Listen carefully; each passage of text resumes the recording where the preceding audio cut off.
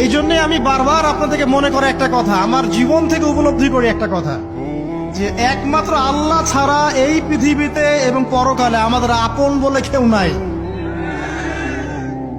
বাকি সবাই সবার স্বার্থের জন্য আছে। মানুষ মানুষের অবস্থানকেই মূল্যায়ন করে, মানুষ মানুষের অবস্থানকেই মূল্যায়ন করে।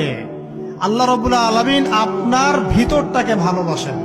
দেখেন, আপনি যখন নামাজ পড়েন নাই, আল্লাহ পাক কিন্তু আপনাকে ধ্বংস করে দেন নাই।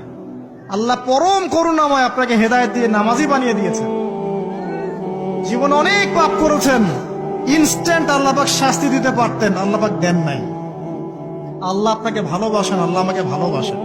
আল্লাহ পাকের এই ভালোবাসার ঋণটা শোধ করার জন্য হলেও নামাজি হয়ে যান,